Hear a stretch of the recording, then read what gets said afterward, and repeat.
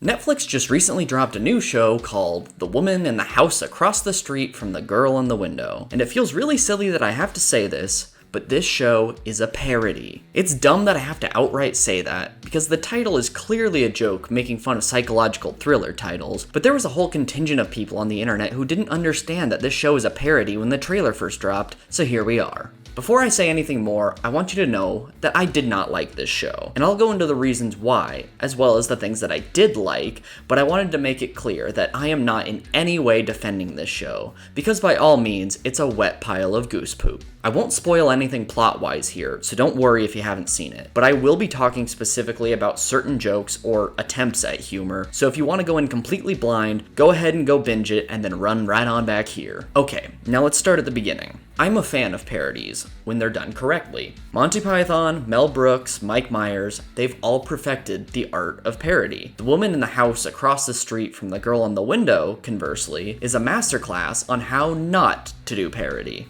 Now, I like the premise of the show, and I thought the title was funny, which is what made me want to watch it. Movies in the psychological thriller genre, specifically ones adapted from books like The Woman in the Window or The Girl on the Train, have long since been criticized for being too formulaic. And I have to confess, sometimes I like these stories. I actually really enjoyed the Woman in the Window book, but I am very aware that the premise of these stories is repeatedly copied, to the point where they almost become parodies of themselves. That's why I thought the idea of making a miniseries of this subgenre was an interesting idea, and why the incredibly long mashed together title made me laugh. It seemed to me like this premise could be just brimming with comedy, and boy, did they beef it. If you ask me what makes a good parody, I would say it would have to go one of two directions. It either has to be a wild exaggeration of the tropes associated with whatever genre or movie it's parodying, like Airplane, or it needs to be a genuinely good movie in that genre, as well as poking fun at it, like Shaun of the Dead. What you can't do is play it too subtly if you don't have kick-ass writing and the story to back it up, which is where this show falters. But before I get into that, let me say what I liked about it. The Woman in the House Across the Street from the Girl in the Window had potential, and there were glimmers of a much better show sprinkled throughout the 8 episodes. Some of the gags that I think work are when the show takes an immediately identifiable trope of the genre and exaggerates it to an absurd level. The protagonists always tend to be alcoholics, so Anna constantly fills her wine glass to the very top and has a mountain of corks in her kitchen. Characters always seem to be cooking something and are absent-mindedly clumsy.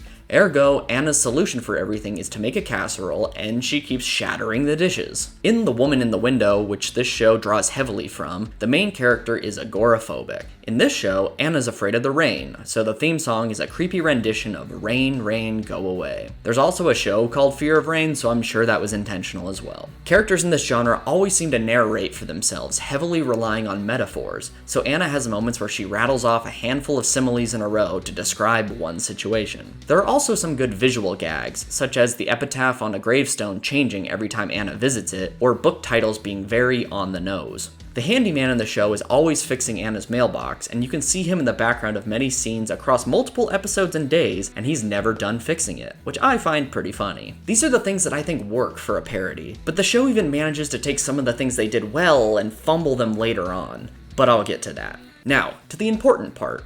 How I think this show fails as a parody. For starters, the show fails to fully commit to the level of absurdity that is required for this type of parody. The examples I mentioned before are few and far between, and most of the stuff in the middle doesn't feel like parody at all. It feels like instead of properly satirizing the genre, it succumbs to the very tropes it's supposed to be making fun of and just feels like a crappy story. And as I mentioned before, if you weren't going to go 100% into goofy territory, you need a very solid story to fall back on, which this show does not. There are moments where plot points are plucked out of psychological thriller movies and done almost exactly the same, with no jokes or alteration of any kind to be seen. You can't just have intentionally bad writing and call it comedy. You're just copying and pasting. That's a big no-no. Because of these gaps in humor, I would argue that this might have been more successful as an hour-and-a-half movie instead of an 8-episode miniseries. But if I'm being honest, a movie version still probably would have run out of steam about halfway through. That's how sparse the comedy is. And they commit other comedic errors as well. The comedic timing of many quote-unquote jokes is all sorts of janky. Either due to bad line reading or poor editing, certain jokes that could have potentially worked fall completely flat. Comedy is all about timing, and if you screw up the timing,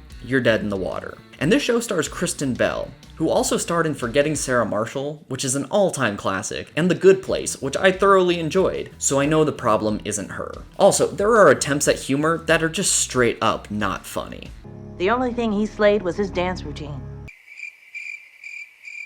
The frequency of jokes is also a major issue. Certain gags happen way too often, such as the full wine glass. It was funny the first time or two, but by around the fourth time I saw it, I was over it. Don't beat a dead horse. Other jokes don't happen often enough. The convoluted metaphors and narration happen maybe twice throughout the whole show, and I think it could have benefited by being more consistent with it. And one of the things that irritates me the most is when a comedy show points out the comedy to you. Like what I mentioned earlier about the handyman constantly working on the mailbox. That's funny, but at one point Anna literally points out that he is still constantly working on the mailbox, and that just ruins it. Yeah, the audience knows. They have eyes. If you point out the humor in something, all of the comedy gets sucked out of it. And as I have previously mentioned, the show doesn't get silly enough. Giving our main character a fear of rain isn't ridiculous enough to incite laughter from me. It sounds just plausible enough to actually be in one of these psychological thrillers, and that misses the point. You want people to draw parallels with the movies you're parodying, but be so over the top that it's actually funny. Instead of rain, Anna should have been afraid of something like baked beans. It's in the beans, baby! It would have been funny just to have to work baked beans into the story, and if every time she saw them, she collapsed like Peter Griffin. That's the show I want to see. What it all really boils down to is that I was bored for much of the runtime of each episode, and I felt that the woman in the house across the street from the girl in the window really squandered its potential. I see all this potential, and I see it squandered. 2 out of 5 stars, don't watch it. Thank you for coming to my TED Talk. Bye!